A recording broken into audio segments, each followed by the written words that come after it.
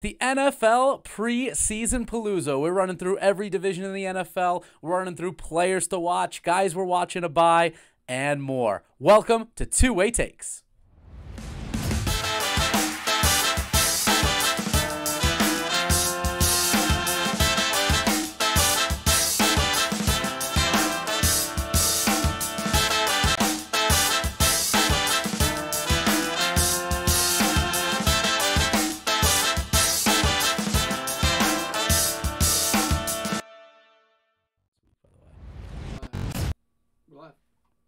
We're live. Where was the count? Sorry, Where was the countdown? I was doing it over How the did you screen. not count down I as I was screen. coming? What do you mean you were doing the screen? I All was right, doing it all over right, here. all right, all right. Look, I was up It's here. NFL preseason Palooza. There's already controversy here. My God. Welcome to Two-Way Takes. I'm your host, Matty V, along with non-countdown producer Mitch, not giving me any transition as I'm staring at my phone. Oh, man, it's the NFL Deep Dive edition today, guys. We're coming to you. It's the all-football episode. We're going to be breaking down every division, talking about teams we like, teams we don't like, players we're watching, players we're buying in the world of the hobby, and more. It's going to be a fun one. It's going to be a fun one. Looking forward to making this a yearly and annual tradition, annual episode that we'll do for the NFL.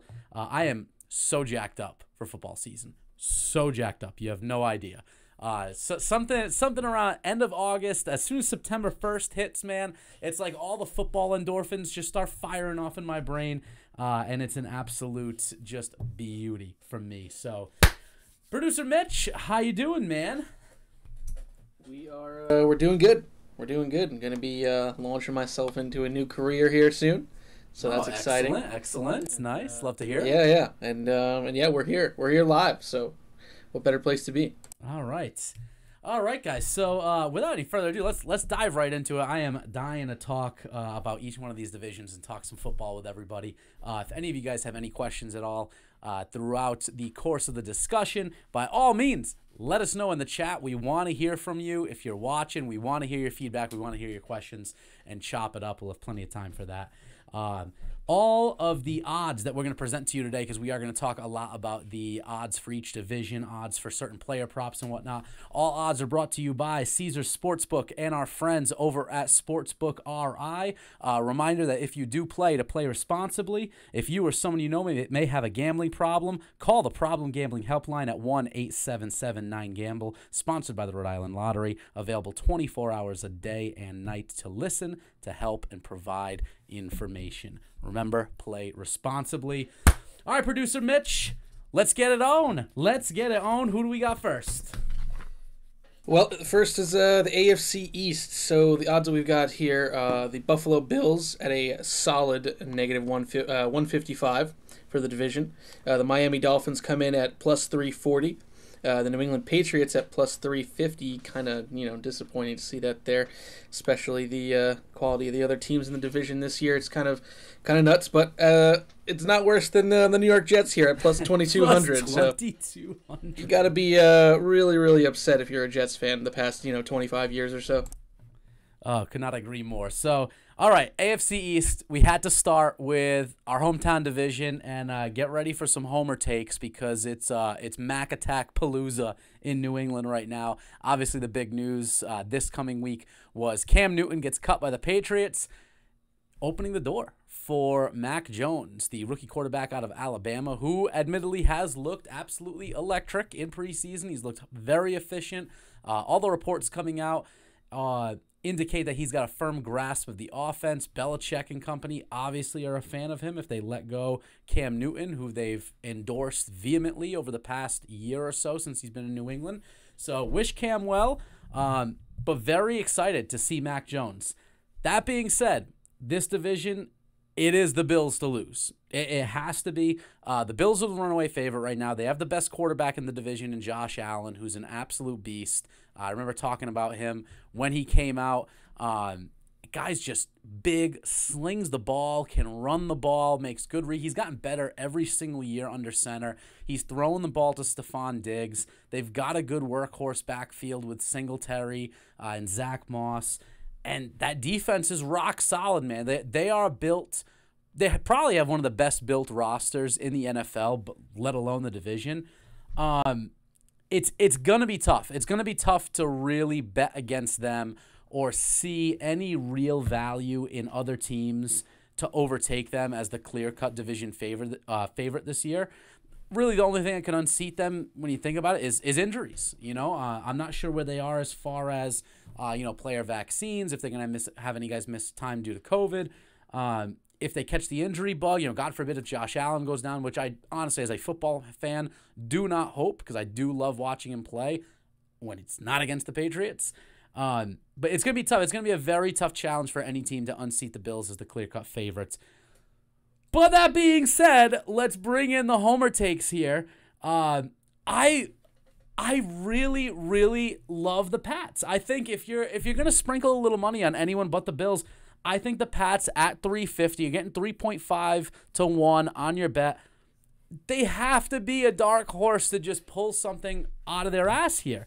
Looking at their ceiling floor, right? Ceiling floor. We'll talk ceiling floor for the Pats here, because the Bills you got to anticipate are going to be a 12-13 win team. I really don't. I think their floor is probably 11 wins. I can't really see the Bills fumbling their way, or barring them getting hit by the injury bug. I can't really see them going under double digits, let alone under 11. But floor ceiling here for the Pats. I don't think the Pats, now looking at that roster, having all the defensive opt-outs come back and be able to contribute, they have a really nice front seven. Stephon Gilmore should come back in the back half of the year. He's going to miss the first 6 games of the season, which is going to be tough on that defense. But that front seven, it's a real quality defense that can surprise people, that can give some teams fits, and no one schemes up defenses better than Bill Belichick. So I think that's going to be a really, really big X factor in these division games that are always tightly contested anyway. And there's something about this team. I was talking to someone about this earlier. There's something about this when you look up at the makeup of this roster up and down, there's just something that keeps reminding me of it in a way that it reminds me of the 2001 Super Bowl team, right? Where you have Mac Jones, where obviously, when Bledsoe went down and Brady came in, no one was expecting, but Brady was a 6th-round pick, obviously, so there's a difference there. But you look at kind of like the running backs, that kind of Antoine Smith, and then the receivers that were coming through, the David Pattons of the world and stuff like that, and you look at it, it reminds me a lot of those weapons. And on the defensive side of the ball, had guys like Brewski and Vrabel, early Seymour. You have guys that opted back in on the defensive side of the ball now. If Gilmore comes back, it's kind of like your equivalency of Ty Law at the time. There's just a lot looking at the makeup of this roster that really reminds me of that 2001 team, and it's exciting. I can't lie. It's exciting. I know it's just preseason, but Mac Jones did look good. I wouldn't count the Pats out. Obviously the Dolphins are going to be reliant on Tua Tagovailoa. Hopefully he can develop a little more. He's going to have some help with the likes of Jalen Waddle coming in this year, who will be a really exciting player to watch. And then, the Jets. What can you say? That organization's just been an abomination for the past decade, 15 years plus.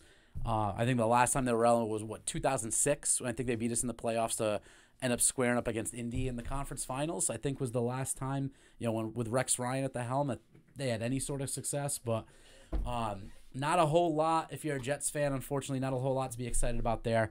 But player to watch here for me in the division is going to be Mac Jones. It's got to be Mac Jones.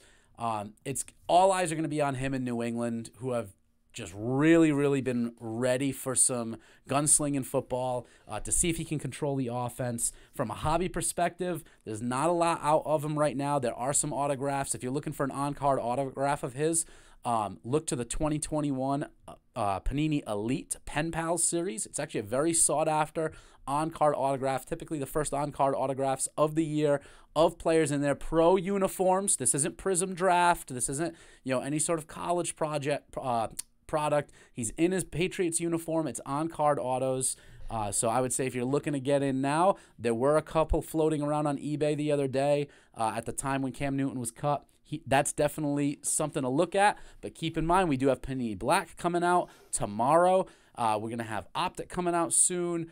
Contenders, the big rookie ticket. That's a really great product, so keep an eye on that. Division pick, TW pick. Producer Mitch, who you got?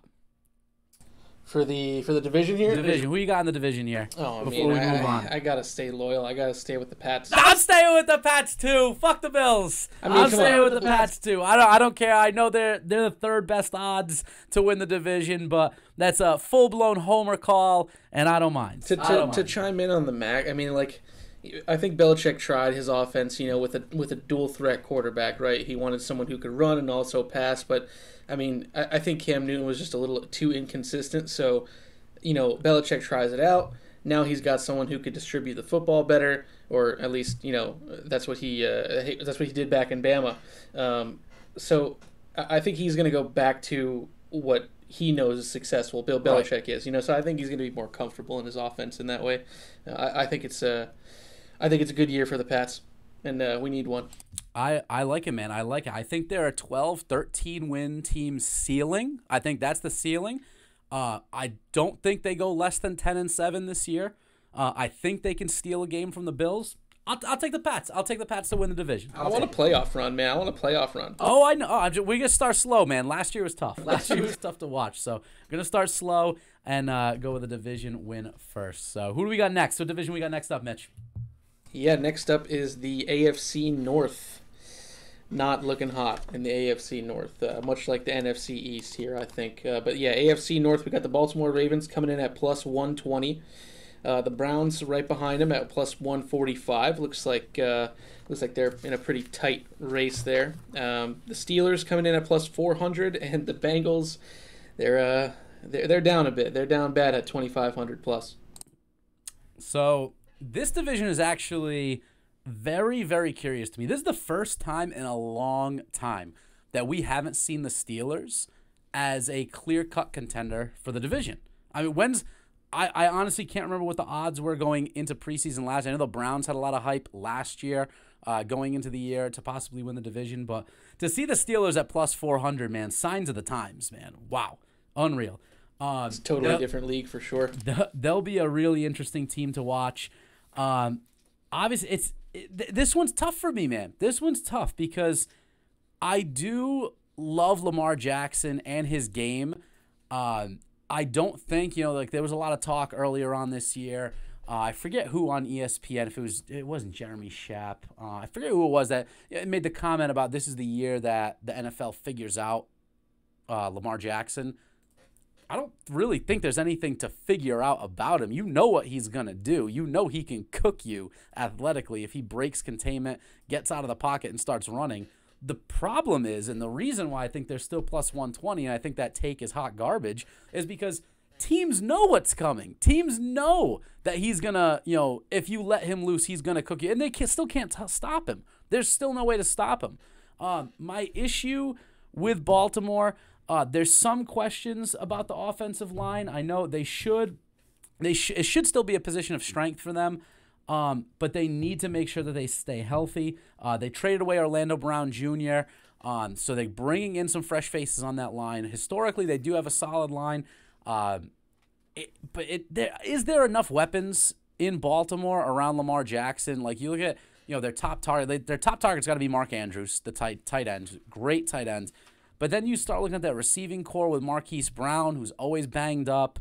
Mark Ingram's jumped ship. He's no longer there. You had J.K. Dobbins and Gus Edwards back there. I don't know if there's enough weapons around Lamar to really make Baltimore that far and away favorite, where on the flip side, I really do think there's more value in Cleveland at plus 145 than Baltimore here. So now, hear me out on this, right? With Cleveland, you're looking at an offense that has the best running back in the league as of right now in Nick Chubb. Best running back in the division, I should say, not in the league. They have the best running game. And you got Kareem Hunt right behind them, who is, say what you want, that is a serious 1-2 punch out of the backfield. Baker Mayfield had a real nice bounce-back year last year. He showed that he can play in this league. You still have Odell Beckham, who, yes, since he's arrived in Cleveland, has been a shell of himself since the Giants. But Jarvis Landry's there. There's weapons there, man. There are weapons there. They can beat you a lot of ways. That defense has been steadily just picking up the slack year after year. I know it seems like the past 2 years we've hyped up Cleveland, but I really do think that this is a year that they can contend for that division. They can surprise some people. I think Baker takes another step forward this year. I can't. There's something about Baltimore, man. There's something about Baltimore that I can't really buy fully in. And it's not strictly Lamar Jackson, because I actually do think Lamar Jackson's a great talent. I don't think the NFL, anyone in the NFL really has an answer for him as far as defensively. But I don't think that you can rely on him enough to put up 25, 26, 27 points a game and get into a shootout with the likes of, when you play a team like Tennessee later on in the year, if Tampa Bay rolls into town or anything. Like I'm looking more so, if you get into a shootout game, I don't think this is the type of team that, makes me feel comfortable in winning that game. If Lamar's going crazy on the ground and he's running around nonstop, that means the clock's ticking. That means there's less possessions. Typically, that's not a great strategy in terms of trying to get back into a game if you're chasing a game. So there's something about them, man. There's something about them I just can't really sell myself on. Looking at Pittsburgh, I think they'll be a really sneaky team. Big Ben should go out with a bang.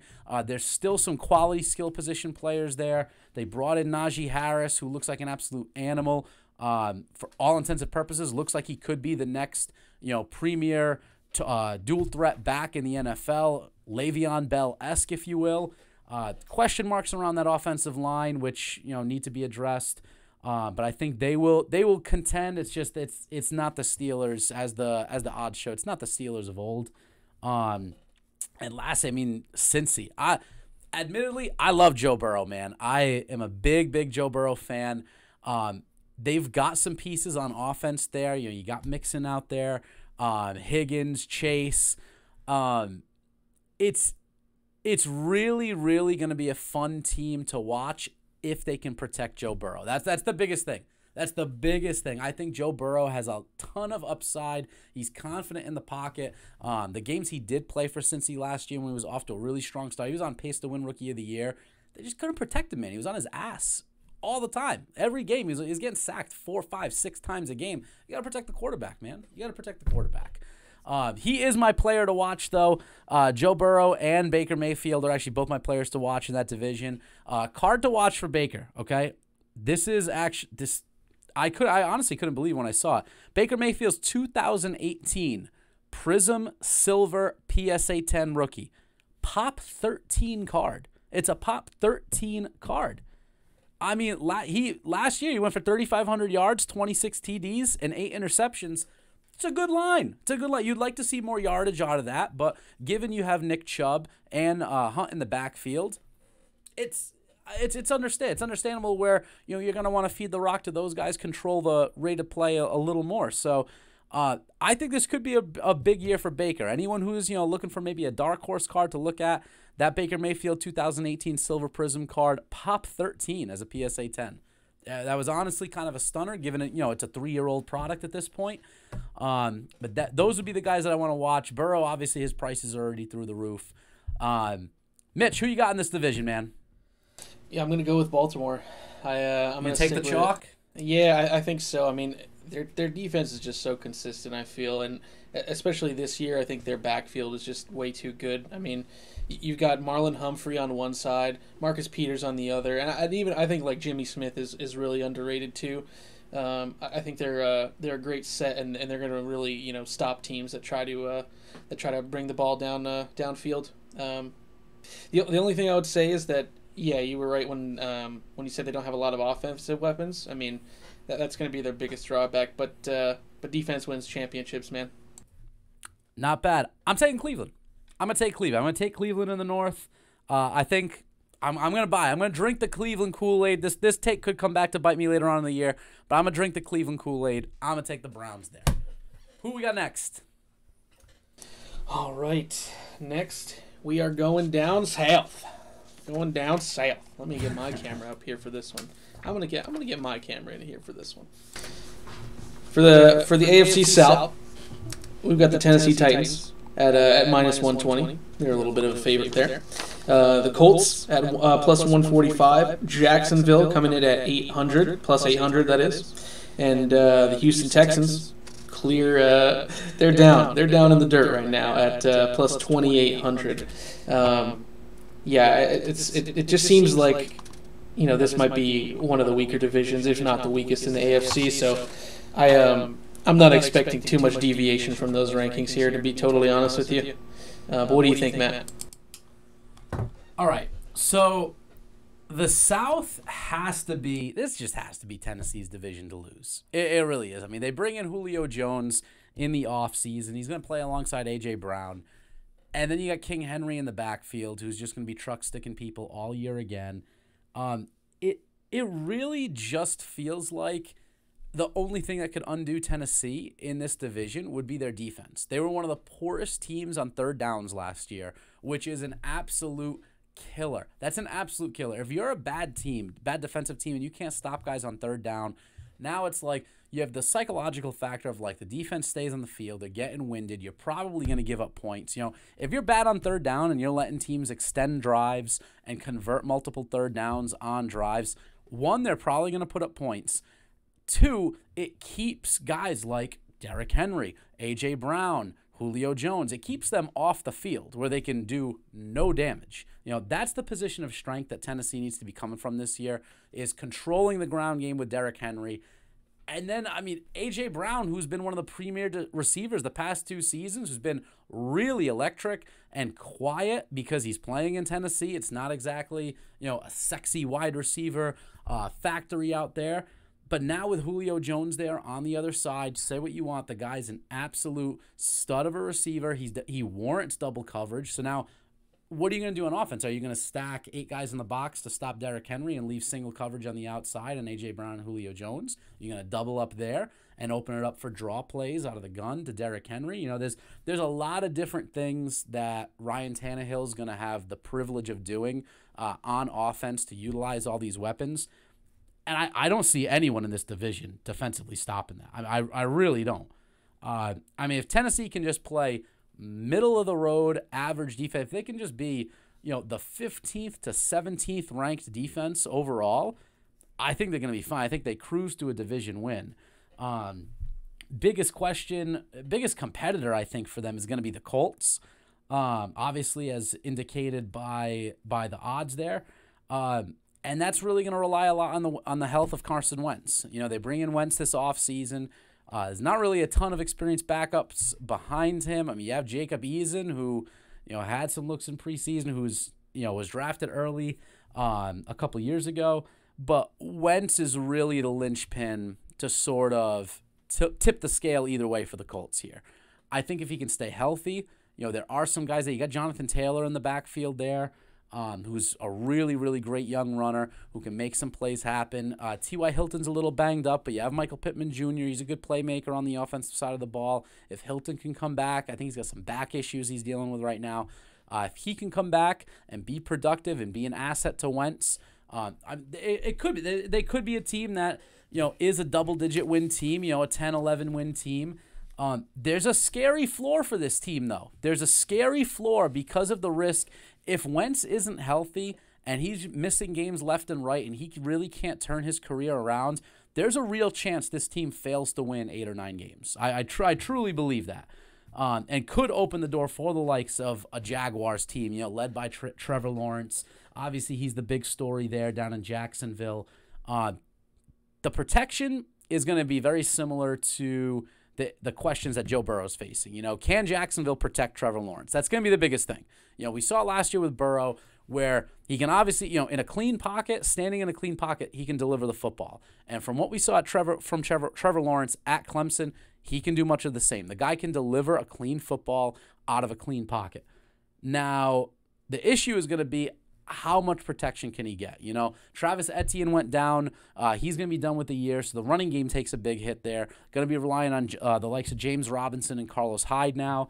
The wide receiver core is a little banged up. If they can get fully healthy for week 1 next week, DJ Chark, Marvin Jones, those are good options. Chark has shown himself to be a really good athletic option. Marvin Jones had some great years in Detroit. He's shown he can be a nice red zone target and also be a game breaker as well. So he's going to have guys to throw to. Laviska Shenault, another guy who he really drilled the football to throughout preseason. There'll be options there for sure. it's really comes down to a matter of protection. You know, they can flirt with a double-digit win season. They can. Like I think realistically, you know, they're probably a 7 to 8 win team. You know, more or less. I think the floor is, you know, kind of scary as well. You know, if they go 5-12, is anyone really going to be that surprised? Maybe not. But I think they could squeeze out some wins. You know, wouldn't be surprised to see Trevor Lawrence win them some games if they can protect him well. And then you got the Texans. It's tough, man. I mean, leading up to the show, I really tried to find anything I like about the Houston Texans.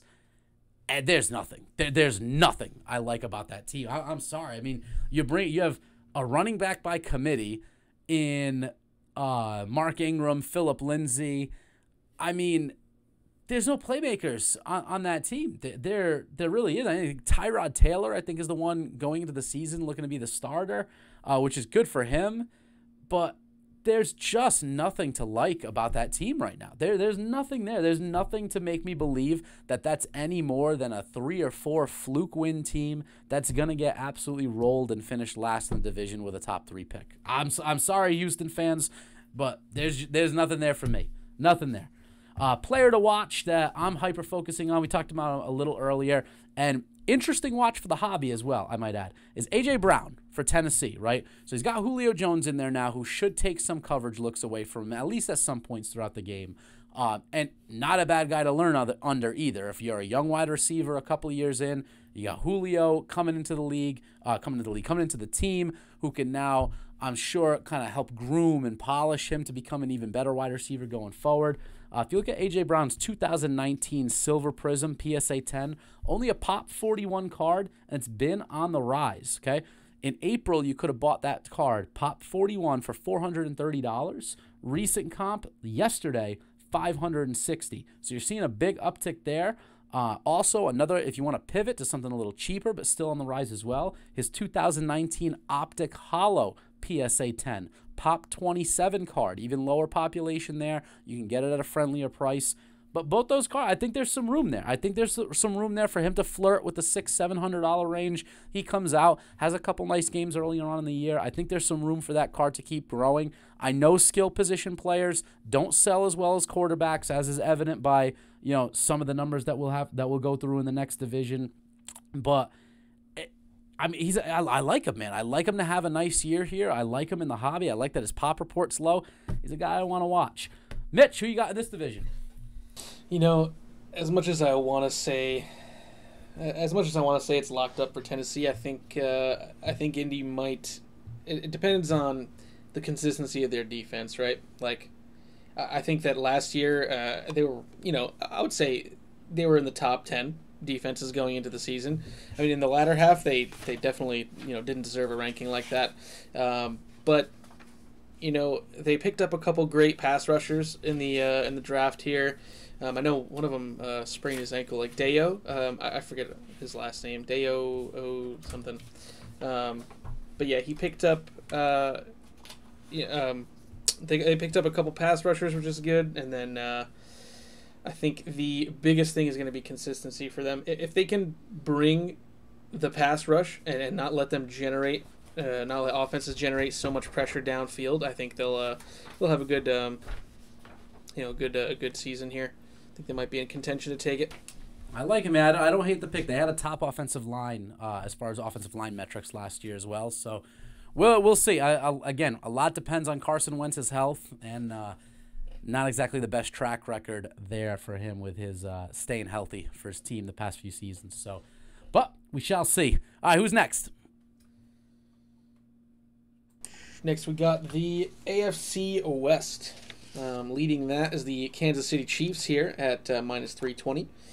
Then we got the Broncos coming up at plus 600. They are kind of in the same boat there with the LA Chargers. I almost said San Diego. They're still getting used also to it. at plus 600. And then we got the Las Vegas Raiders at plus 1,800.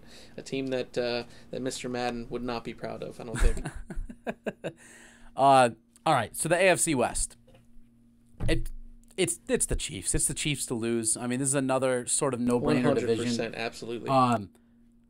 there's a lot of guys I like in this division. There's a lot of moves that I've liked throughout this division, but the Chiefs, their biggest downfall last year was the offensive line. It was the offensive line play. We saw in the Super Bowl against Tampa, Mahomes was absolutely under siege that entire game and still managed to make a lot of plays and keep the Chiefs in it somewhat.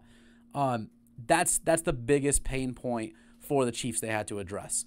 Everyone else, the likes of Travis Kelce, Tyreek Hill, a lot of the guys on that defense, all coming back. I mean, Mahomes is seemingly healthy. Clyde Edwards-Helaire, I'm sure they're looking for a big season out of him out of the backfield. There's really nothing that's happened minus Orlando Brown coming in from the Ravens to help bolster that offensive line. There's nothing that's happened significantly on either side of the ball, really, to make me think that they can't just run back, roll through that division, be a potential number 1 seed, competing with Buffalo, and make another Super Bowl run. I mean, there's really not. A healthy Mahomes, again, like barring the injury bug, is very similar to a situation like Buffalo in the AFC East. Barring the injury bug hitting that entire team or some of their key skill players, it should be a Kansas City division win in the West. Now, that being said, there are a few things to like around that division. So you look at Denver, taking Patrick Surtain earlier on. All reports indicate that he's going to be a stud on the defensive end of the ball. They were already a great defense. That's going to be a tough unit. It's going to be a tough unit to score against. The problem lies with the questions around the quarterback position. So, I mean, you're looking at Teddy Bridgewater and Drew Lock to try and lead that team. Not a ton. I mean, I know you got Jerry Jeudy there. Melvin Gordon, who's, kind of a shell of himself from what he was when he was on the Chargers. I know that a lot of people are talking about Javonte, his backup, the rookie, possibly taking over the reins in the backfield. There's not a whole lot of convincing skill players on that team that make me think that, if they go down, say 21-3 against the Chiefs in one of those division games, there's not a lot there that shows me that they can climb back into a game like that. You know what I mean? Because then the Chiefs just start handing the ball off, little bootlegs with Mahomes, keep the clock ticking, just sort of slowly bleed that game out, and game management. And honestly, same thing with a lot of the other teams. Same thing with the Chargers. You know what I mean? You fall asleep against a team like the Chargers and they go up 2 scores on you. That's another team that, they got Austin Eckler. Herbert can sling the ball. He's got some weapons on the outside in Keenan Allen and Smith. So it's a tough task for Denver. That defense is really, really going to have to be an absolute pillar for them for them to see any kind of success in the division and also in the playoffs. That's not to say they can't do it. I mean, it's a very strong unit. But again, questions surrounding the quarterback position typically don't bode well for NFL teams in this day and age. Talking about the Chargers, though, absolutely love and can't wait to watch second year of Justin Herbert. I was very high on this kid coming in from Oregon last year. I'll say it right now. He's the player that I'm absolutely hyper-focused on this year from both a hobby perspective as well as an NFL perspective. I think he's got all the tools. He's big. He's got a cannon arm. He can run a little bit. He scrambled on the ground. He racked up some rushing yards last year. And the defense for the Chargers as well can play a complementary role. They got a guy like Derwin James, very versatile type player. He can play over the top as that safety. He can come down, look like a linebacker, come in, disrupt passes on a blitz. He can contribute in the pass rush along with Joey Bosa. So they've got some pieces there. They got some pieces on the defensive side of the ball. I'm actually surprised that plus 600 was the line for them. Now, obviously, I wouldn't expect them to be anywhere close to the Kansas City Chiefs in terms of odds.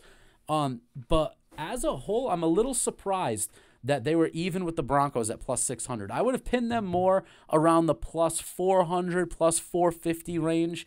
I honestly do think that a team who's set at the quarterback position, has clear-cut skill players ready to contribute, like we said, Austin Eckler, Keenan Allen, Mike Williams, all very viable skill players on the offensive side and still with pieces on the defensive end. I don't know, man. I feel like they were done a little dirty. I think there's some value there if you want to bet the Chargers a little early. Obviously, it's tough with the Chiefs, but maybe the win total. I didn't look up the win total odds, but if they're that far down, or if they're even with Denver as far as to win the division at plus 600, I imagine their win total odds would probably be somewhat advantageous. And like I said, player to watch. Justin Herbert, from a hobby perspective, you can look at last year's Silver Prism PSA 10 for him. Prism's kind of like the baseline that we're using here for a lot of the guys to watch. Prism and Optic, they're silver or Optic Hollow. PSA 10s, all of them. You can find his PSA 10 Pop 80, which I was a little surprised at. Given the amount of retail SKU product that came out for Prism last year and the amount of hobby product that was so in demand between him and Joe Burrow, I'm actually surprised it's Pop 80 for PSA 10s. So still in the double digits there. He was north of $4,000 for a PSA 10 towards the back end of last season. You can have one now for under $3,000. Okay, so the market, obviously we had that market correction late spring, early summer. I do think that I know it's kind of crazy. I know there's not a ton of room to go up since he's already reached a price threshold where it's kind of like, where do you go from here? But at the same time, I think he's in a situation where he's going to put up numbers. So if he's a guy you like, the scarcity is there with Pop 80. I mean, he has another big year. If he puts up another big year, I mean, he's going to be an MVP contender for years to come. So something to consider. For those of you who want to maybe pivot to something a little more affordable on the cheaper end, you can look at Mosaic, his reactive red, PSA 10, his silvers, all under 300 pop. Okay, so still not crazy in the market for PSA 10s. And those will probably have some bigger room to move as far as pricing, some bigger possible jumps. It's much tougher to go from 3,000 to 4,000 than it is 300 to 500. So percentage-wise, still some opportunities there for Herbert. So, Mitch, who do you got in this division? Come on. I know. You gotta ask. It's Magic Mahomes. It's Tyreek the Freak. And it's Travis Kelce, okay? That's it. It's the three-man show up front, and that's the end of that story. I agree. I got the Chiefs as well. I don't think you gotta have some pretty big cojones to bet against the Chiefs to win that division. Yeah, absolutely. I mean, I think that one's a wrap from the gate. But moving on, I really, can we just skip this one? It's so bad. I know. We got the NFC East. We got the NFC East. Gross. Absolutely gross. We got the Dallas Cowboys coming in at plus 135. The Washington football team, whose defense does look pretty nice. I'm a stickler for these defenses this year, I'll tell you. Their defense does look pretty good, though. They're at plus 225 going into the year, though. The Giants at plus 400. And Fly, Eagles, fly at plus 500. Fly, Eagles, fly. Oh, my goodness. All right. So the NFC East for years has been the punching bag of the NFL. We'll call it what it is. And right out the gate, I'm very surprised that they did the Eagles like that. I think the Eagles, up and down roster-wise, are a much better team, makeup-wise, than the New York Giants. I really do. I don't think they're as good as the Cowboys or Washington, so those I think are the correct 1A, 1B. I think they are their odds are put appropriately. I can't believe that the Giants are plus 4. I mean, granted, it's to win the division, but I can't believe they're plus 400 and the Eagles are plus 5. Daniel Jones fucking sucks. That guy sucks at football. Like, I'm sorry, man. Daniel Jones is Eli Manning 2.0. The same height, same weight, same washed up, confused look on his face, who panics in traffic, like can't protect the football, makes terrible mistakes. The interception he threw against the Pats on Sunday, great. I know it's preseason, but they tried to do that kind of like Mahomes rollout, then throw to the other side of the field across his body, like what he does to Kelce sometimes. They tried to do that, and he threw one of the worst interceptions I've ever seen. So the fact that they actually have better odds than the Eagles, I'll tell you this. Given how helter-skelter the NFC East is, I don't hate the Eagles. If you want to sprinkle a little money, I don't hate the Eagles at plus 500. I really don't. I think Jalen Hurts is a slept-on quarterback. He's been a proven winner at Oklahoma, at Alabama. I think with some more time, some more reps in this offense, you got Miles Sanders, you got Boston Scott in the backfield. Boston Scott was destroying ankles in preseason on some of those runs. You bring in Devontae Smith, who showed he can be a game breaker when he's got the ball in his hands. There's guys there they can be frisky. They can be a real frisky, feisty team on offense. And Jalen Hurts can run the rock too. He can be a dual threat quarterback. I'm honestly I was really, really surprised when those odds came out at plus 500. Now, defensively, it's a lot to be asked, but remember, the odds are to win this division. Any one of those teams, any one of these teams between Dallas, Washington, New York, and Philly can implode at any second. Dallas, obviously, you're looking at the health of Dak Prescott. That's got to be the number one concern for them. Can he stay healthy? If he's healthy, that a lot of Zeke Elliott's production relies on that. A non-healthy quarterback under center for the Cowboys typically means you're going to load the box up. You're not going to let Ezekiel Elliott beat you. That's a really big part of this offense. I know their offensive line hasn't been, the robust, 4 Pro Bowler unit that it has been in years past, but that is still a strong offensive line that can create some holes for him, create some running room. But it really does depend on Dak. I mean, you need Dak back there to get the best out of CeeDee Lamb, to get the best out of Amari Cooper. So, I mean, if he misses a few games, if he's still banged up a little bit, he misses a couple games, now I can see them dropping some division games to the likes of Washington, to the likes of Philly. We've seen it time and time again. You can't rely on anybody in the NFC East. So I'm really surprised. I think if you're a betting person, I think there's definitely some value there with the Eagles at plus 500. I really do, man. I don't hate that at all. 5-1 on that. As far as Washington, I mean, Washington could actually be sneaky. Washington could be a sneaky little team there. So you got Fitzmagic under center. They got some playmakers too. I mean, you have Antonio Gibson there. You got McLaurin, Logan Thomas, who looked like a really nice weapon that could develop into something a little more. They've got some defensive disruptors. If anything, I'm actually a little surprised as the defending NFC East champs that they weren't a little closer to Dallas in terms of the odds. I mean, I know Dallas has the biggest ceiling as far as upside. If Dak stays healthy, they got the big star playmakers in Zeke, CeeDee Lamb, and Amari Cooper and whatnot. A little surprised that Washington, was a little further away odds-wise on that. I would stay away like the plague. Stay away from that division like the plague if I'm a betting man. But I will say I think there's some value there at plus 500 for the Eagles. Player to watch for me there is Jalen Hurts. I know we've talked about him on a previous episode.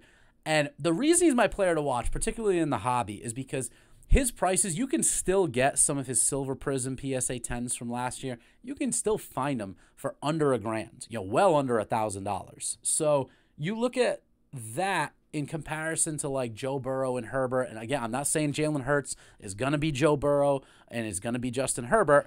But the gap there, right? The gap is what you gotta look at. One of the biggest things I look at when I'm investing in anybody in the hobby is how much potential upside and price, like how many checkpoints, I guess, price checkpoints can you get, to show upside in a card.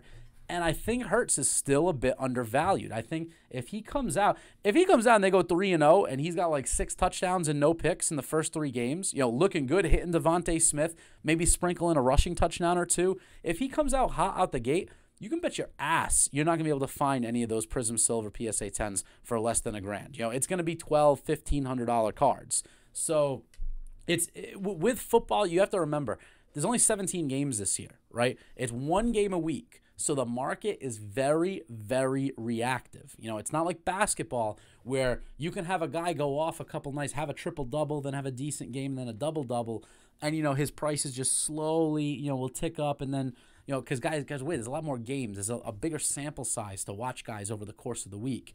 It's 1 day a week. 1 day, 2 days, 3 days, Jesus, between Thursday night football, but it's 1 game a week. You only get 1 shot every week to show America, to show the world, show the collecting community what you got. And I think there's some room. I think there's some room for Jalen to kind of bolster his numbers from a hobby perspective. Mitch, who you got in this division? I mean, I think the condition is Dak staying healthy, right? If Dak's healthy, then the Cowboys take it. I think it's a pretty good year for them. Aside from that, Washington's defense looks pretty good. They got a lot of young talent there.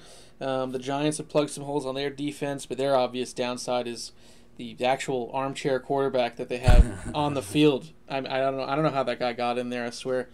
And I mean, I think Philly's just too old to just do anything of note. Honestly, they might have some value at plus 500, but I don't know, man. I wouldn't.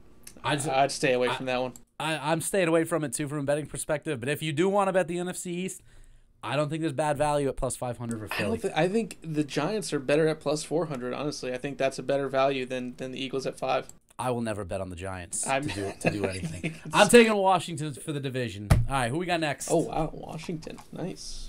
All right. We got the NFC North next. Let's see here. Sorry, my notes are a little fudgy here. Okay, cool. Here we go. We got Green Bay at minus 155. Minnesota Vikings here at plus 250. The Chicago Bears coming up behind them at plus 500, and the Detroit Lions, as they are, bringing up the rear of the pack at plus 2,500. What do you think about this one? I think Aaron Rodgers is going to rip every team in this division a new bunghole is what I think is going to happen, man. It's swan song year, you think? It's more than likely. What's crazy is I feel like the Packers just have this kind of energy where this is a very similar situation, in my opinion, to Brett Favre. You know, when Brett Favre was getting a little older and they drafted Aaron Rodgers and Rodgers had to sit behind Favre for 2 years. Now you've got to, Favre was, obviously disgruntled, while his tail end in Green Bay, wanted to play more, thought he had more in the tank. The Packers were sort of waiting for him to just groom Aaron Rodgers to take over. And now you've got almost an identical situation with Rodgers with Jordan Love behind him. And Rodgers, clearly feels a little disrespected by that. Clearly feels disrespected by the moves that the organization and the front office have made to try to put a winning team on the field. You got Love clipping at his heels behind him. It's going to be interesting. I do think Rodgers is going to come out with a lot of gusto, a lot of fuck you. He's still got Devontae Adams there, still got Aaron Jones there. Up and down, it's still that's the best team in the division. It really is. Yeah, I mean, Devontae Adams connection is just so good. It's unreal, man. It's unreal. I mean, I really like the Vikings. I think Dalvin Cook is one of the best running backs in the NFL. He brings a lot to the table. But there's not enough. There's a lot of questions on Minnesota's defense. Can they keep teams in bay and not, get unloaded on like they have, which is crazy because, you rewind 2-3 years ago, they had one of the more stouter defenses in the league. But if you have Minnesota giving up a lot of points, now you're kind of taking Dalvin Cook's impact out of the game. Minnesota's it's the type of team, they want to control the pace of play. They don't want to ask a whole lot of Kirk Cousins, even though Kirk Cousins is probably one of the most disrespected quarterbacks in the league, given what he can do. But he's also not a guy that I want in a shootout. I'm sorry, I don't want Kirk Cousins in a shootout game. I like the style of game that they play, giving the ball to Cook, letting him get a lot of touches. Kind of that threshold for a stud running back is you really want to see them in 75 to 80% of total offensive snaps, and to do that with Cook and not get him the ball, it's a problem. Like he's the main piece of that engine, that offensive engine that keeps them running. I think if they're chasing games, playing from behind, it's gonna be tough. It's gonna be tough to keep him involved. Chicago, obviously, there's people on both sides of the aisle in the Andy Dalton, Justin Fields quarterback debate. I'd be stunned. I would. There's no way we don't see Justin Fields this year. There's just no way. I refuse to believe that we're not gonna see Justin Fields start a game for the Chicago Bears this year. The Lions, similar to the Texans. I got nothing, man. There's really not much that excites me about the Lions. I mean, there's just not much there. Player to watch here on my end. Justin Fields for sure, because I think long term he's going to be undervalued early on because he's not starting. But I think he's got a lot of upside. I'm watching Jordan Love, honestly, because Rodgers' time with the Packers, it's on a timer, man. It's on a timer. And if you look, his 2020 Prism Silver PSA 10, okay, Pop 9 is what I just checked. And you can have one for $800. $800 gets you a Pop 9 card, PSA 10, okay? plenty of room to catch a Now, he's a guy, same draft class as Joe Burrow, same draft class as Justin Herbert from last year. He's a guy. Here's a guy. I know I'm doing my best Collinsworth impression. There's a lot of room on that card. Even if you only get to the halfway point of the Herbert and Burrow pricing, right, where you get it to like the $1,800, $2,000 range, bro, that's still a 125% markup or gain in total card value. So I think there's some room there. All right, last two divisions. Who we got?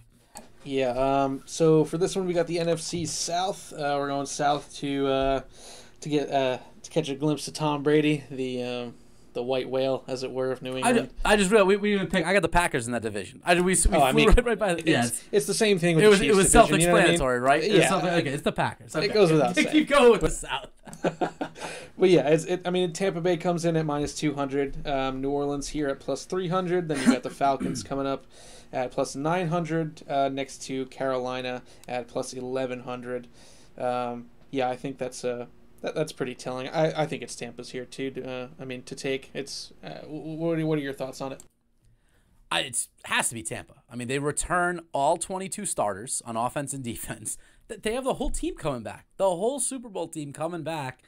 I mean, another year of Tom Brady under Bruce Arians' offense, getting more comfortable with the players, full off-season program.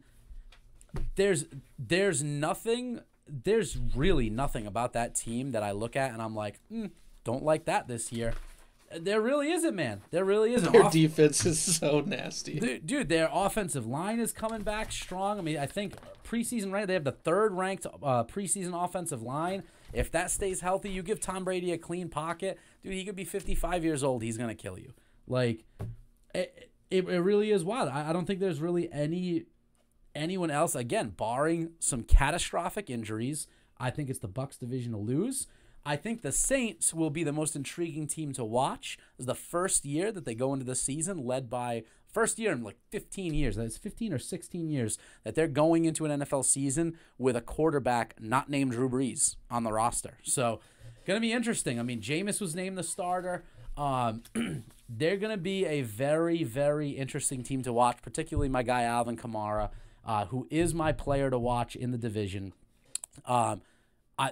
I honestly think he might be the most skilled and efficient running back in the league in terms of everything he can do, catching the football and running the football.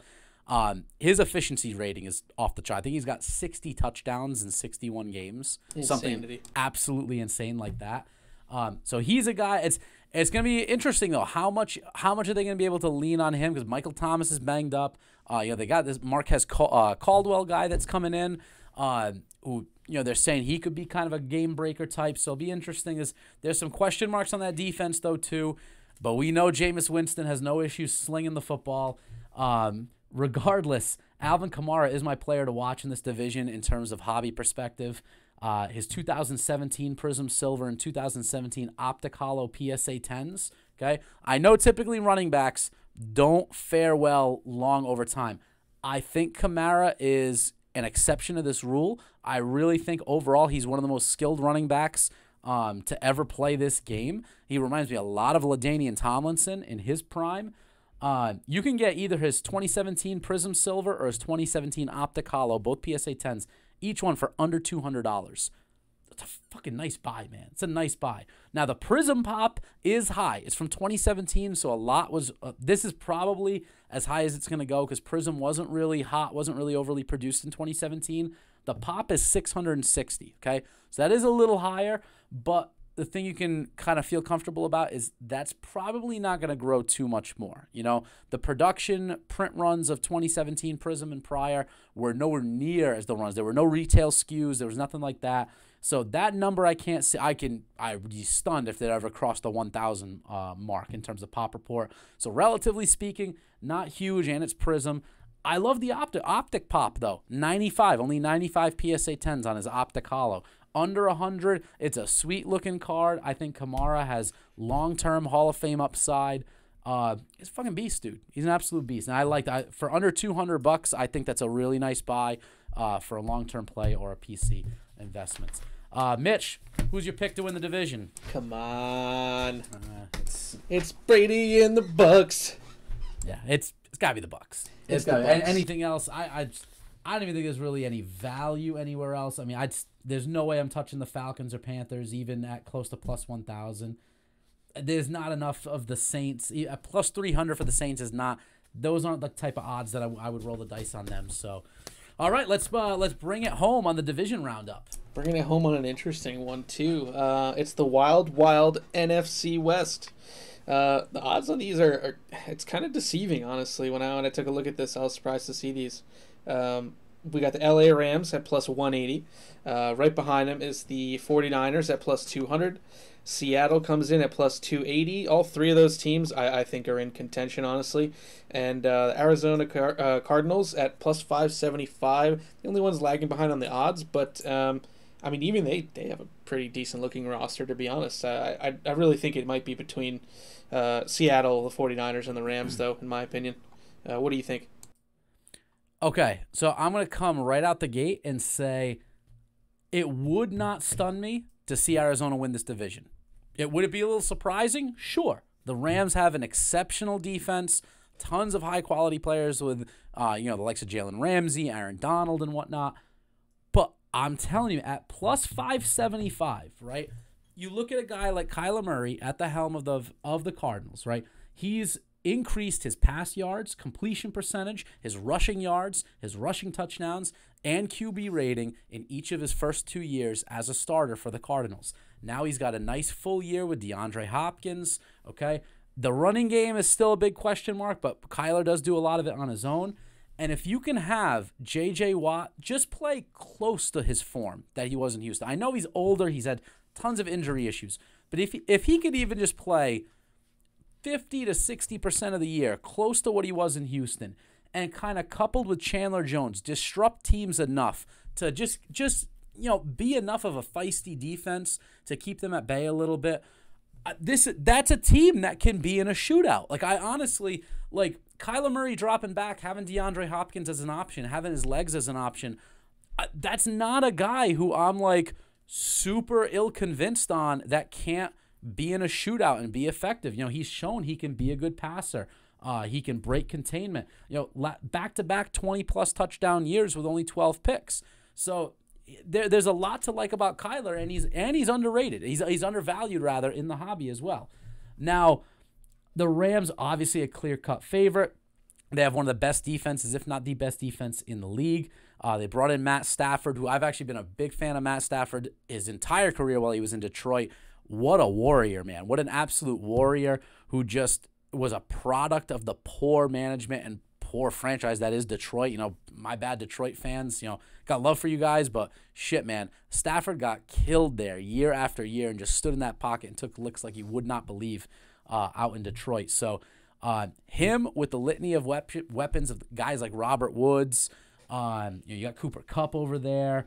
Obviously, the defense is great. There's a couple running backs there. They got Sony Michel now. Not the best run game, but he's got a better situation than he did in Detroit, and he was putting up rock solid numbers in Detroit. So I do think they're the team to beat, obviously as indicated by the odds. But man, even looking at the Niners in Seattle, there's no team in here that I hate. This might be the best division in football. I honestly think this might be the best division in football in terms of roster makeup up and down and competitiveness. I mean, you look at the Niners, obviously last year was a clear indicator that, their season success is going to be dependent on the health of, the likes of Jimmy Garoppolo, the health of their defense. They were bitten by the injury bug pretty bad the last couple of years. And then you got the Seahawks, who the Seahawks' biggest question, they have a first-year offensive coordinator coming in with Shane Waldron. So how is he going to be able to click with Russell Wilson? I mean, remember, Russ was the MVP of the year, the MVP of the league halfway through the year last season. So Russell Wilson, DK Metcalf, Chris Carson in that backfield, that's a really nice triumvirate of talent over there that can really move the football. They can score points, man. They'll be able to score points. You got Tyler Lockett there too. That's a team that can hang some points on you and hang them on you in a hurry. Russ is no scrub. He's a first-half quarterback, as showed by, if you look at his career splits, he's definitely a first half of the year type quarterback. But still, I mean, the man's got a Super Bowl ring, and and Seattle's defense, they can always gear up, that whole 12th man. That's a really interesting division to watch. My player to watch has to be Kyler.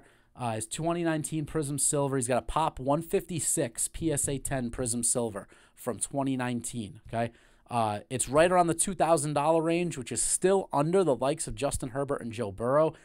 I really think he's got some room there. He's really got some room to make a nice jump this year, especially if Arizona makes a play to win the division. I think there's a lot of value that could be had there. So I don't hate Arizona at 575. I really don't. I'm taking the Rams, but I don't hate Arizona at 575. I think that could be a sneaky little. It wouldn't be totally surprising, to be honest. Yeah, I mean, I think I gotta take the Rams here too. I mean, it is worth noting that it seems like LA has a pretty decent schedule. Their first couple matchups are not bad, but then they run into the Bucks, and then they test themselves in their division against the Cardinals and Seahawks. So I think the first 4 or 5 weeks are going to be super telling for LA. See if they can actually pull away with the division, especially with those interdivision matchups. But I mean, it really comes down to again their offensive capabilities, as opposed to Arizona and Seattle's. Agree, man. Agree. So, all right, that's gonna do it for the division roundup. I know we're cutting it real close on time here, but why don't we wrap it up with buy or sell, Mitch? Let's do a quick rundown on buy or sell to wrap up the episode. What we got on here for this week? I'm gonna give you a few odds here. Okay, this is for the MVP. We've got Patrick Mahomes at plus 500, Aaron Rodgers at plus 1,000, Tom Brady at plus 1,200, Josh Allen at plus 1,200, Lamar Jackson at plus 1,600, Dak at plus 1,600, Russell Wilson at plus 1,800, and Justin Herbert at plus 2K. Who do you think's got MVP this year locked up? So, I mean, yeah, you have to think Mahomes. I honestly think there's value in Brady, to be perfectly honest. A full, more time with that Tampa Bay team, returning all the starters, a quality offensive line, plus 1,200. That seems like that's teetering on the edge of almost like must bet, in my opinion. Are you buying Tom Brady? I'm thinking about it. I'm investigating. We'll say that. I'm investigating. Okay. I'm probing. I also don't really hate. I mean, I know we just said Russell Wilson's only a first half of the year quarterback. At plus 1,800, I don't hate that. I think Mahomes should be you can comfortably bet Mahomes. I think he's a really, really good odds at plus 500, 5-1 odds. I don't hate that at all. To throw $100 at it and get 500 back for Patrick Mahomes as the MVP, not a bad bet by any means at all. But Tom at 1,200, that's sneaky, man. I don't hate Rodgers either at plus 1,000. I think those are, Rodgers coming on like a fuck you, clearly wants to make a statement kind of year, with everything that's happening in Green Bay. He's going to come out with some fire and really want to sling the ball. I think that'll be interesting. I would buy Mahomes, and I'm probing, Rodgers, Tom, and Russ. I'm going to buy Brady on that one. It's not bad. It's not a financial advisor, though. It's not. This is not financial advice. This should not be taken. It should not be taken seriously at all. Alrighty. So next, I'm seeing plus 350 on Trevor Lawrence for Rookie of the Year. What do you say on that one? All right, I'm selling that, and not because I'm selling Trevor Lawrence as an individual skill. I'm selling him because I don't think Jacksonville is the type of situation that's going to let him put together a Rookie of the Year type campaign. I don't. I'm not sold that they can protect him enough. I'm not sold, especially with Etienne down now. No disrespect to James Robinson, but I don't know if he's got enough weapons around him to help support, keep that pocket clean, and let him thrive as a Rookie of the Year candidate. So I'm selling him at 350. Alrighty. Next we got it looks like Mac Jones at plus 450 for Rookie of the Year. That's Mac right. Attack. So what kills me is you could have bought this a couple weeks ago in the thousands, in the plus thousands, and now as soon as he's named the starter, it's plus 450. I'm fucking buying it. I'm buying Mac. It. I'm in on Mac. Total homer move, but 4.5-1 Mac Jones Rookie of the Year. I'll buy it. I'll buy it. I'll buy it. I think he'll at least be in contention, and I think plus 450 is enough. It's enough to get me to sprinkle a few bucks on it. It's enough value, I think, for It sure. is. 4.5. Come on, take a chance, make it happen. We got Aaron Rodgers now at plus 750 for most passing touchdowns. So that I'm gonna sell that only because he's got to play some winter games in Lambeau, in Chicago, in some cold weather environments up there. And those are typically the types of games where you're not throwing the ball as much. So I think it puts a cap a little bit on the amount of passing touchdowns he can throw. Late in the year, playing at Lambeau, playing in Chicago outdoors, those can be some really dicey games. Shit, even home games can still be kind of dicey with that swirling wind and cold environment. So I'm going to sell it. Not bad. Plus 750 is pretty juicy, but I'm selling that. Yeah, I'm gonna take those. I just don't think. Well, I mean, the Devontae Adams connection's great, but I mean, Mac attack, baby. Let's go. The last one here. Who gets more passing yards? Dak Prescott at minus 220 for the odds, or Kyler Murray at plus 180. Dude, give me Kyler. Give me Kyler, because I'm not 100% convinced that Dak can stay healthy. That minus 220 is predicated on the fact that he's going to stay 100% healthy all year. I don't know. And it's the Cowboys, man. I'm not. The Cowboys have done nothing over the years, nothing to instill the type of confidence in me that they can put a best case scenario season on the books for themselves. That maybe everything's just going to go. Yeah, maybe it is. Yeah, we've been saying that for years. They've done nothing in my lifetime as a football fan to make me believe that they can put together the type of that they can reach their potential in a season. And Murray at plus 180, I already liked it. We talked about his pass numbers going up year over year. This is his third year in the league now that he's starting. He's got some weapons. He's got great athleticism. He plays in a warm weather environment out in Arizona in the NFC West. He's going to be playing some tough defenses, which will be problematic, but if they're playing from behind in some of those games against LA, against Seattle, if they're playing from behind and chasing the game, he's dropping back and he's slinging the football. Dak Prescott's got Zeke in the backfield. He can kind of hand the ball off 20, 30 times to a game. So, obviously, if he's handing the ball off, he's not throwing it. So, I like Kyler there at plus 180. And that's, that's that brings us to the end. But I'm going to do one. We're already over time here. So, let's get one question in. Who's your pick for the Super Bowl? Pick for the Super Bowl, honestly, I'm take Tampa running it back. I got Tampa running it back, man. The 2 for Tampa. I do really like the Bills in the AFC. I know we took the Pats, at the homer call, but coming out of the AFC East, but I really like the Bills, man. The Bills every year have shown more and more that they're a quality team. Obviously, Kansas City, at the risk of not making a boring, run back of KC versus Tampa Bay, which very well could happen. I like the Bill. I'll say Tampa Bay and Buffalo in the Super Bowl. I think Tampa runs it back, man. I think there's too much talent returning on that team, too much talent already embedded in that team. Everyone's got an extra year working with Tom. I mean, he's a guy, the more time you give him, the more comfort you give him in an offense, the more electric he's going to be. And it's going to be, I feel like it's going to be sort of a death by 1,000 paper cuts type offense from him this year. Just efficiency, spreading the ball around like he did last year, multiple targets. They have options in the backfield as well to run the football. I like Tampa.